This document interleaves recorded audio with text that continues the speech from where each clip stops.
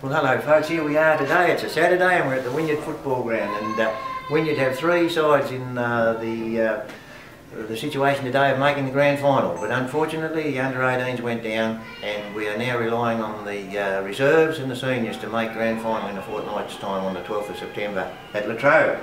And I have the pleasure of the company of our two local members for Braddon, Members of Parliament, Mrs Joan Ryler and Mr Roger Jenks. Welcome along folks. Thank you very much, Mr Mayor. It's great to have you here, and look, we just today would like to recognise in appreciation the effort that you went to, and we lobbied just fairly heavily, and it was on the pre-election promise and all the rest of it, but 320 odd grand to upgrade the playing surface here at the football ground, the recreation ground I must insist, because it is not only a football ground. Right. It is a recreation ground for the whole community.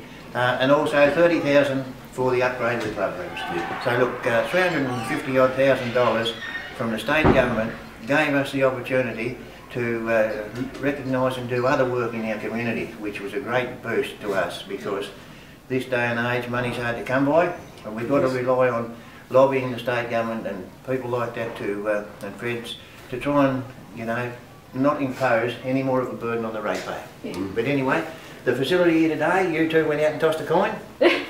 Yes. Right. Yeah. Did you get it looks fantastic, exactly. and that's the best thing. You said, as you said, money's tight. Yep. All money has to be earned by somebody. That's right. And we just manage it on behalf of the people. That's the government's job. Yeah.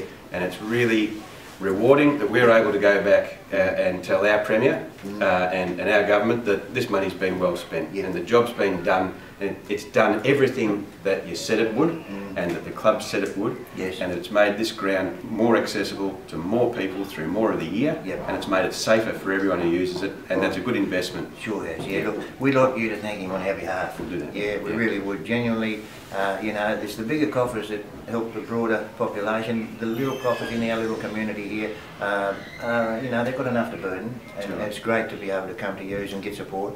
Well, Robert, I think that the dividend that it returns to the community is just great. When you see so many people here today for the semi-final, it's just a fantastic way to invest back in the community, for the people to enjoy, not only the players out there, but the facilities that you're creating here. I think the council's doing an excellent job. Yeah, and the football club are too. Look, they have had shakers and movers in the football club over the last 4 or 5 years, which it needed, you know, and we appreciate them coming to us, for us to come to you.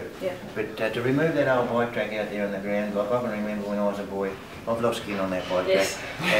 And these day and age, OH&S is the #1 in everything. And to remove that old bike track and have a safe fence around a buffer zone for the community and the spectators to be safely behind is a must. But look, we're not finished here. No, Chapter 2.